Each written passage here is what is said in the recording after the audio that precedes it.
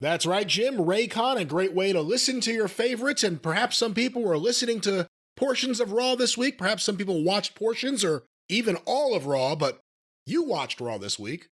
Portions of it. And I wonder, what would it be easier to do, to watch it without listening to it or listen to it without watching it? Because watching without listening.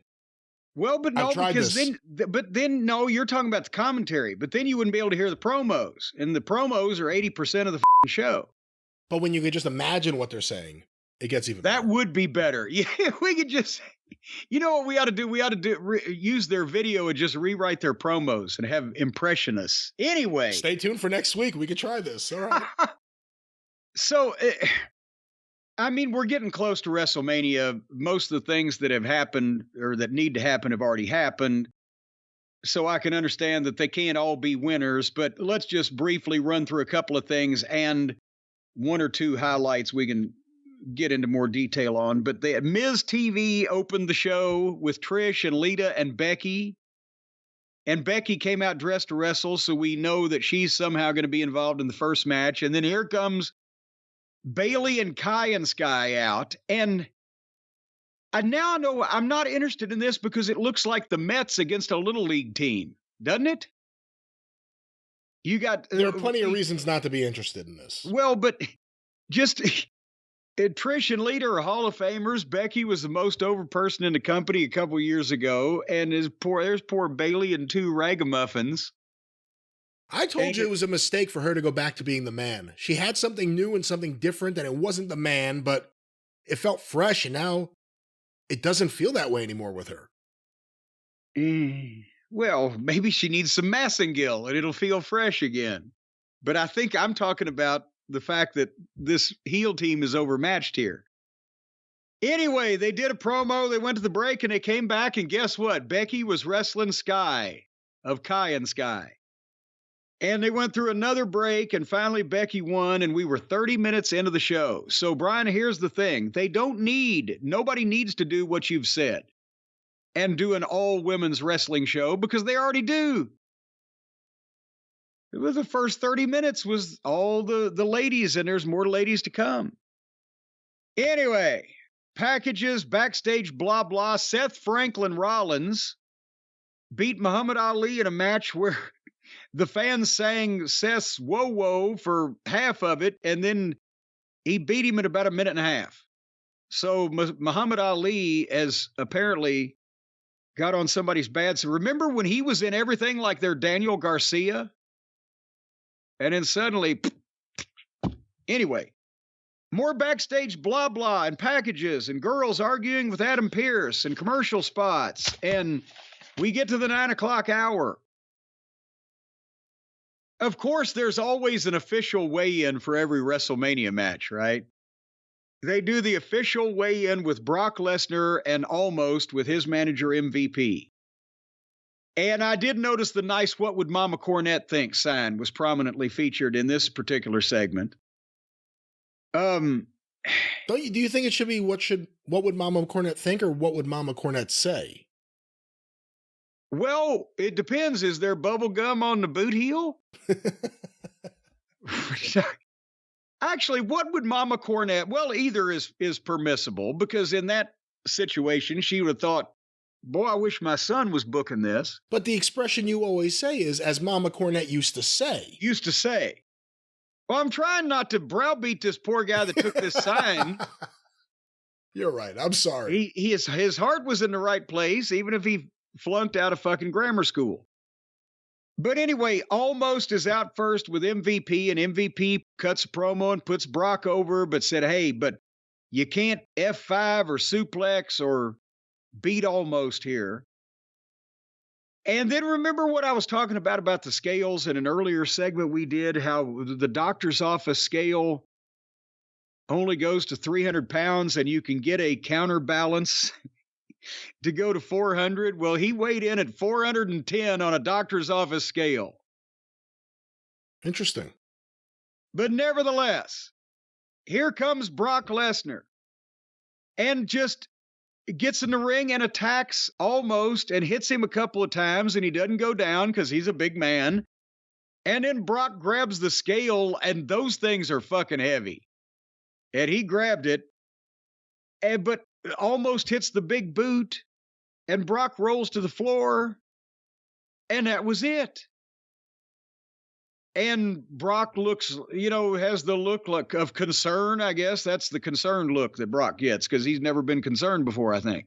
But he's trying to be concerned here and almost stands in the ring. And Brock, is this doing Brock's image any good?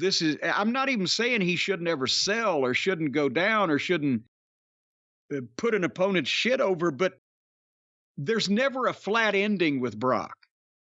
He always... Either he wrecks shit most of the time or every once in a while somebody will leave him down, but it's not just, I'm still ambulatory, but I'm going to walk off from this. You know what I mean? It's been an interesting build for this match. I mean, if you really think about it, this match would mean probably a whole lot more if we hadn't seen Omos wrestle so many times over the last few years in meaningless situations. But I'm intrigued to see them in there. I don't think they needed to do too much. Brock has not been able to show any strength. I'm okay with this. And again, I think the Hurt Business is going to get back together, but we'll see. Yeah, but I'm just, again, I think they should have sent the goddamn Riot Squad to keep Brock from getting back in the ring or something rather than, I know they're saying, well, Brock, you need to show concern finally. I'm not sure that Almost is the place that Brock Lesnar needs to show concern unless, as we mentioned, he's leaving or not coming back or taking an extended break or whatever the case. Anyway, Street Profits, Ricochet, and Brown Strongman took on Otis, Shush Boy, and the Vikings in an 8-man tag. The first entrance started at 9:09 p.m. and the bell rang for the match at 9:20. 11 minutes to get them all in the ring and ring the bell. They went 2 minutes and went to the break. And they came back and went 3 minutes and the babyfaces won. And what'd you think of the Bloodline, or did you even see it, or did you skip over it because you thought it was a commercial? The Bloodline Goodfellas parody thing. I didn't watch it. I noticed it. I saw it there, but I'm not really into the wrestlers reenacting skits thing. I'm not either, but that's why I haven't watched any of the other ones. But I'm seeing Heyman and Roman sitting there and the other Usos and Solo, and they're dressed up, and I'm, oh, come on, not them too. And they did the Goodfellas say, do I sound funny to you? And they were very entertaining doing it. And they, Paul could be a wonderful Joe Pesci or whatever the fuck, but it makes them, to be doing Goodfellas spoofs and doing them so well, it makes them good guys, doesn't it? Do this with your top heels that you're wanting to have heat leading into the goddamn show. And, but they're fun-loving fellas. It's weird because other than this, it doesn't feel like there's any kind of big deal being made about, and not that there should be, about WWF or WWE doing this pay-per-view in Hollywood. Other than these, it's not some big Hollywood thing. It's just WrestleMania. I think these things were all unnecessary. I know they did it like years ago, like 2005 or whatever, but it seemed unnecessary now. I liked it back in the old days before they had a big budget when WrestleMania could go Poughkeepsie. But anyway, I digress. WrestleMania never went Poughkeepsie. It never got that bad. I'm playing. But hey, should we tell the people? Should we tell the people? I am not able, thanks to the Spectrum cable service that I have, I'm not able to order the first night of WrestleMania here on pay-per-view in Louisville, Kentucky. It's a Roy Jones Jr. boxing event on the pay-per-view channel on Saturday night. Sunday night is open. It's up. But Saturday night, you can't order it. Standard def or high def. I can only get it in Spanish, and I don't have time to learn it. It might be better with Spanish commentary. At least they sound like they have passion. But that's how far the mighty have fallen, that now they don't even carry WrestleMania on pay-per-view. So I'm going to have to watch the peacock. Anyway, what was it, a good sign or a bad sign that they had our boy Austin Theory do a live in-ring promo earlier in the day in an empty building? You would have to think that they thought it would be special and maybe this would help him get more out of himself. I mean, he didn't really show himself too well in the Cena thing, but I don't know if that was his role or not. But I would have to think, because whenever they've done this in the past, it's kind of always been something with impact. I would think that was the intention, but I don't know. When have they done this in the past, and when has it had impact? Well, I mean, like, again, not a perfect example, but Vince McMahon interviewing Bruno Sammartino or even Jimmy Snuka in the empty arena. Oh, yeah. Oh, yeah. Well, Yes. We're talking back in the old days when interviews went 2 minutes, even if they were in the ring. B, you've got an interviewer talking to either the two you mentioned were either one of the best interviews in the business or the biggest star in the business. But to be in a fucking NBA arena and to me, send the guy out to do it in an empty, say he had a statement he wanted to make earlier today. That sounds like we don't trust this live. We want him to go out and do it where we can pre-tape it and make sure we like it. Britt Baker disease. Well, and remember I said that he's very well-spoken, glib.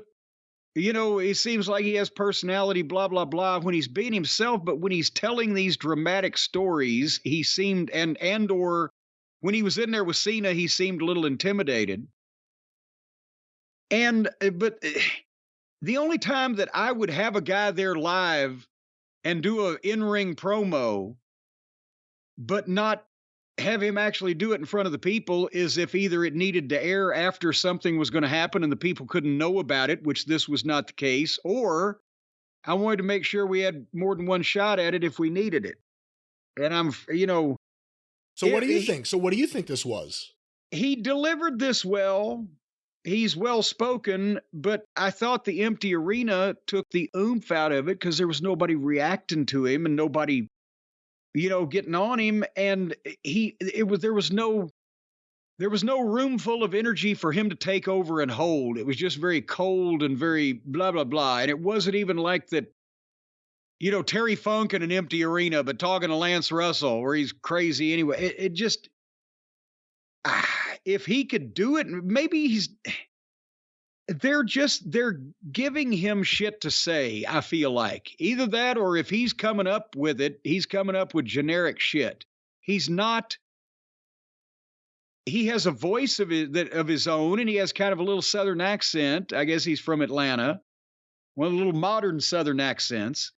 But he's not saying things that only Austin Theory would say, and nobody else in the world would say it that way, like that, use that phrase, whatever. He's just reciting some shit they've given him. And he's very well spoken and pronounces all the words right. I want to hear what he fucking talks like. He recited this well, and that's unfortunately what everyone there has to do, is recite stuff typically, unless you get to the point where you don't have to. But like you said, you never feel like he's really feeling anything. And that's why it's harder now for guys to get noticed and to be different, because they are given shit that other people write and expected to say it. And that was never the case in wrestling, which is why everybody sounded different.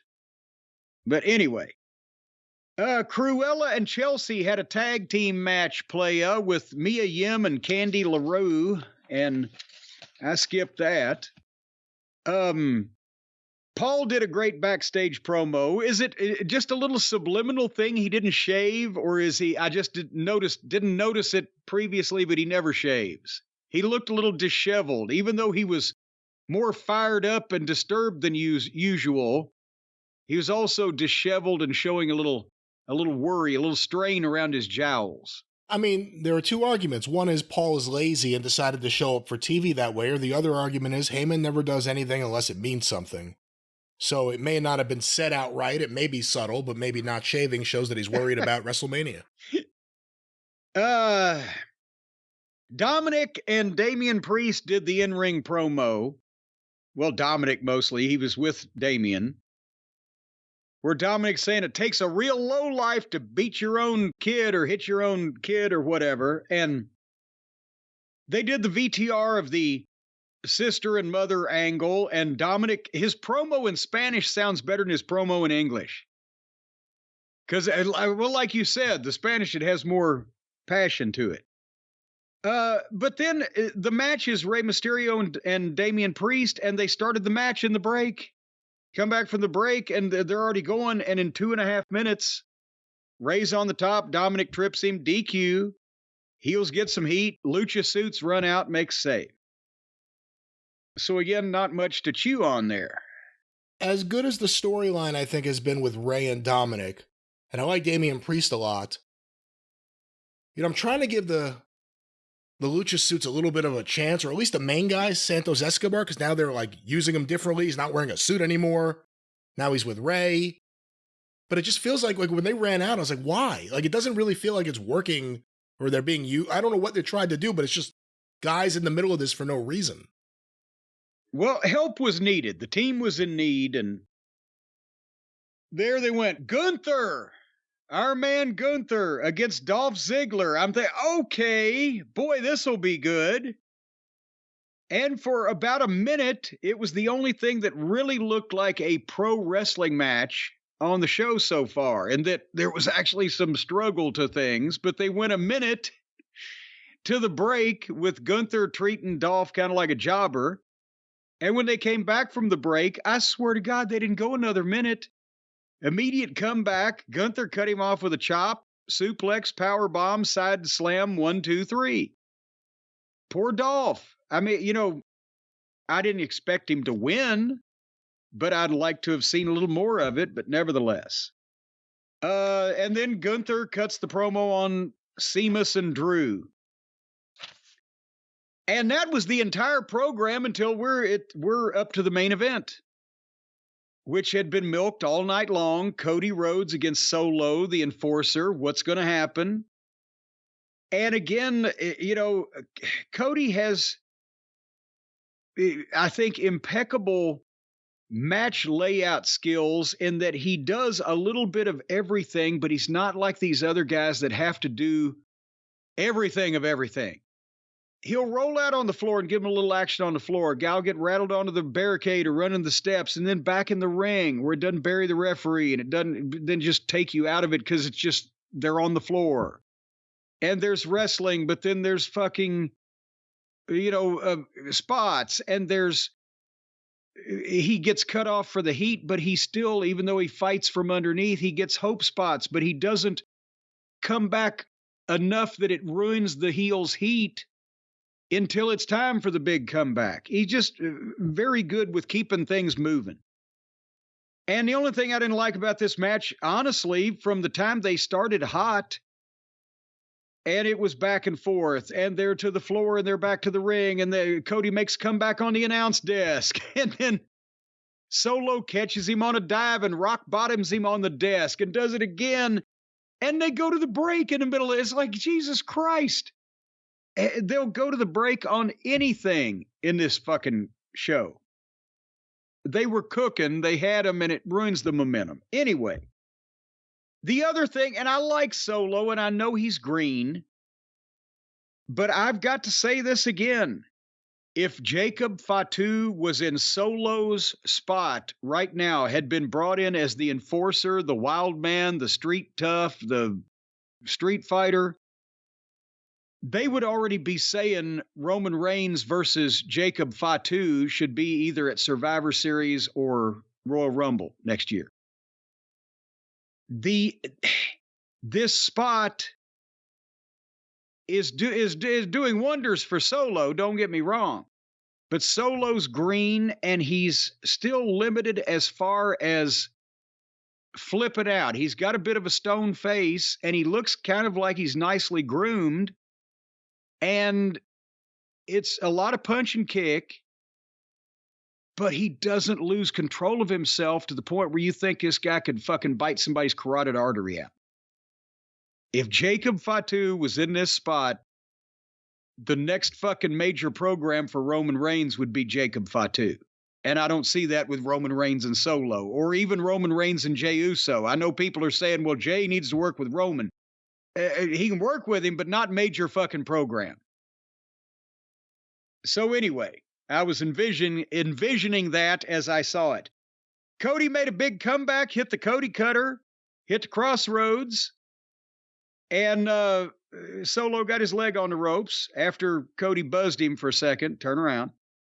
And then Cody misses a moonsault. Solo goes for the spike and misses. Cody hits another Cody cutter, and the Usos music plays. And I'm thinking, now they don't even, they've progressed past playing music for run-ins, and now they just play music for guys to enter and watch at ringside in the middle of a match. And so anyway, Solo hits super kick and a rock bottom for a 2 count. And then Sammy's music plays, and out comes Sammy and Owens, and they jump the Usos on the floor, who've never gotten in the ring, and Cody foils the spike and hits the crossroads again, 1, 2, 3. So nice match, and again, everything that needed to be done before WrestleMania has pretty much been done, so they couldn't reinvent the wheel here, but it was except for the last couple of segments there, the show was pretty, Yeah, it was a surprisingly dull show going into WrestleMania. But wait, you can't do everything every week. Then we'd complain about that. Well, they've done too much. So this time they erred on the side of safety and did too little.